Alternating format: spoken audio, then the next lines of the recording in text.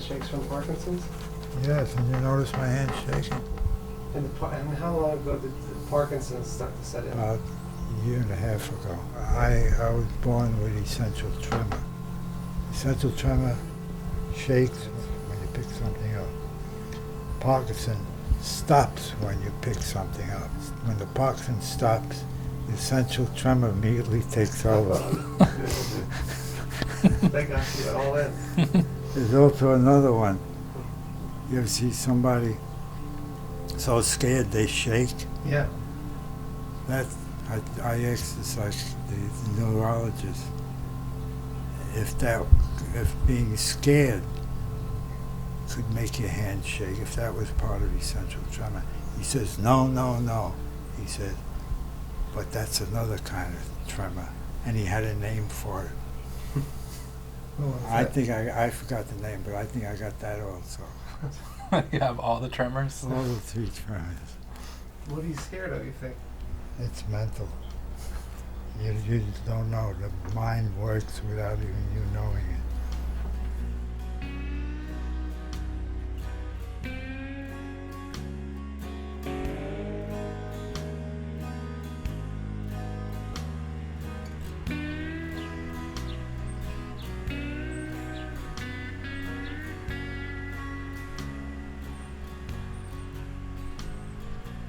Somebody else told me that Thom actually moved to Newberg, New York.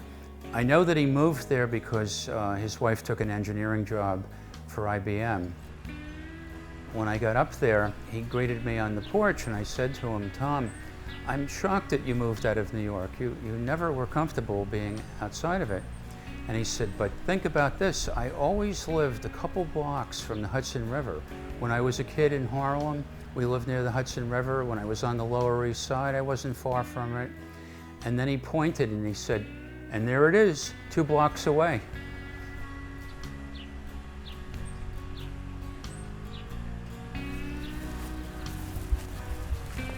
How long have you lived over here? 20 years. Remember when we moved out of your apartment on 4th Street? There was that one closet. There was only one closet we never opened, and you said, don't open it. You remember that? There was so much stuff. Remember we had to like hold the stuff. I think Tox held the stuff, and then we slammed the doors of the truck real fast so it wouldn't all fall out. There was so much stuff. We took the doors off the hinges, everything, because he had made art out of everything. And I drove the truck. And Jenny went the wrong way through the, oh boy, it was crazy getting up here, but we did it. I mean, I'm sure he probably would have preferred to stay in Manhattan his whole life, but that didn't work out. Yeah, we took a train out. You remember when Cliff Raven came? But I mean, he said, you know, if you're not in Manhattan, you might as well be anywhere. And Newberg was anywhere, you know.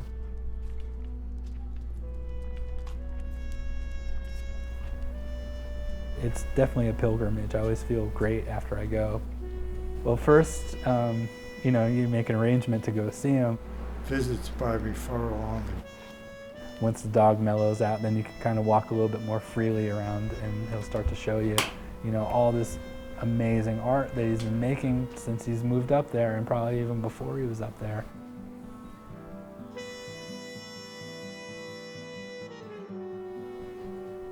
His work area and his living area are the same thing, you know, he lives within what he's creating every day.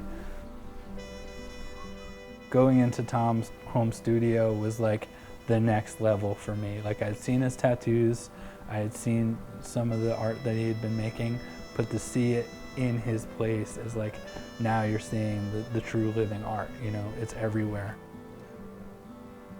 It's like going to a museum. By the end, I'm not sure what I've even seen. You know, I'm just overwhelmed. There's so much of it, and it's such a strong, powerful volume that you're like, it's kind of disorienting after a while. You want to see a Sailor Jerry?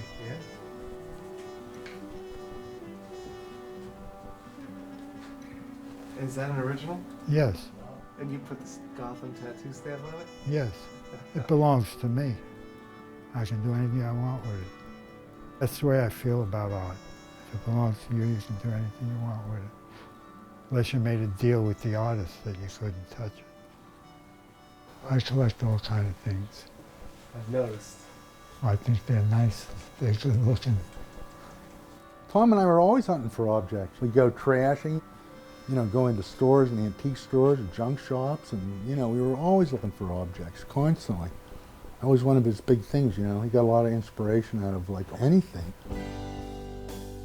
My relationship to Thom deVita, well, at this point, I suppose you could say good friend, but he was my mentor and my teacher. I first met him, I think, about 1971. Did you teach Nick how to tattoo? You never tattooed before you met me. No. He's the only guy who ever tattooed in my shop. I tattooed in his shop on 4th Street. I can't remember how I found him. I think I just found him. And there he was sitting on the stoop. I walked up to him and said I was interested in getting a tattoo. And I followed him into a studio, and that's how I met him, I looked for him and I found him. I got these in like 1973 or something like that. There's a big fish. Here, I'll take my shirt off if you promise not to take a picture of my body. I'm getting old and fat. I'm getting old and skinny. I am old and skinny. This is an early Japanese fish, Looks a lot like your style of tattooing. It's where it all began, man. Definitely two guys that have spent a lot of time together and have been through a lot together, and I think they're probably best friends, as far as best friends could be. Hi. I love you, you old weirdo. I'm not a hugger. He won't hug you. Man, Nick has so much respect for Thom. I think he feels like Thom helped him in a great way.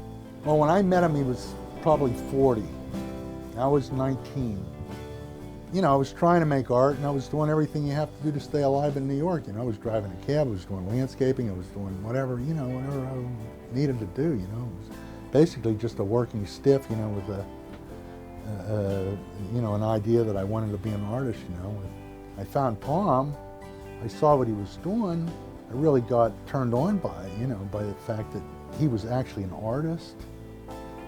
Yeah, I thought, well, I'm going to do some big drawings and take them down here and show them to him. So I did some big dragon drawings, and when he saw the drawings, I can remember clearly, he said to me, you can come back here anytime you want to come.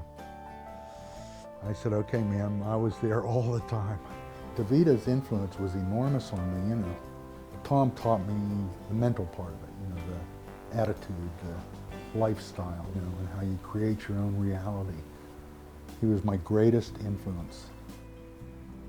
The deVita influence on Nick's work is very, very strong. The porcupine of God. It's painted over an old lithograph, And Nick comes from definitely of a more schooled art background. He does fine art sculpture, and he does also great paintings and drawings. And he does these amazing assemblages. You can definitely see Thom's influence is there, and it's really present in his work. Thom did a lot of assemblages. I think that's probably where I got the inclination to assemble things into works of art, because he did that a lot. This is the thinking table. Believe it or not, there's order to this. And my philosophy is that I bring order to the chaos that surrounds me. The chaos forces the order. This one, I imagine, is like a prehistoric animal with the largest set of horns ever seen or ever discovered. These things evolve. Sometimes I'll get obsessed with one object and I'll start working on it, but at times I'll be passing by and I'll move something on it or change something, That's kind of how this table works. But as you can see, I have a million things down here, and I'm adding to them. Hopefully I'll get up to 2 or 3 million before I die. Thom's never been to this studio, I think it's getting kind of hard for him to move around, He's getting tired and old.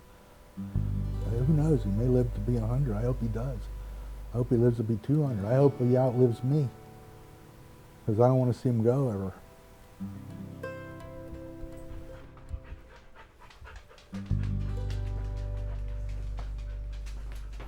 So here's the list of things you have to do, right? These are the books you have to sign and number. You have to sign and number. Number 2, I think all you have to do is, I won't remember all that. well, look at books to sign and number. 2, 17, 18, 19, 20. What I want you to do is to do one of these for yourself. This way you can tell me. Okay, give me a piece of paper. If you have any questions, you know what to do with those books. I'm going to call you every goddamn day until... After you sell them all, then Well, they're, you know... Oh, he drives Nick crazy. I mean, Nick will tell you, he'll call me up and go, Jesus Christ, and we're trying to help Thom out a lot.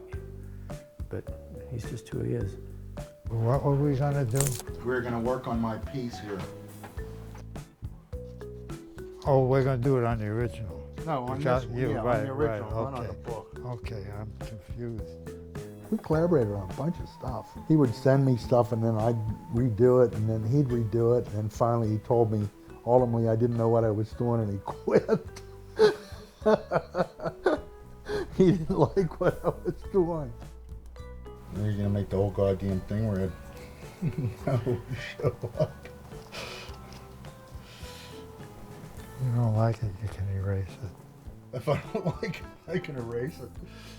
He was never mean or harmful. He would criticize you.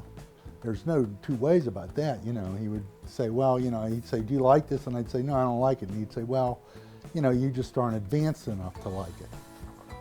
Did you see the poster for the show we were in? This is one that I made up. Mine and Ed's don't have the copper border that he put on there, but when I go home, I'm going to put a copper border on mine. But Say that Thom did you it. don't know what brush I use. Well, I What mean, kind of how's brush? anybody going to know? If I hadn't told you it was that it was copper, he would have done it in gold. But you know what? You can use that. I know what to use. I know what to use. But you would have done it in gold. No, I If- would have if- done it in copper. I've learned to use copper.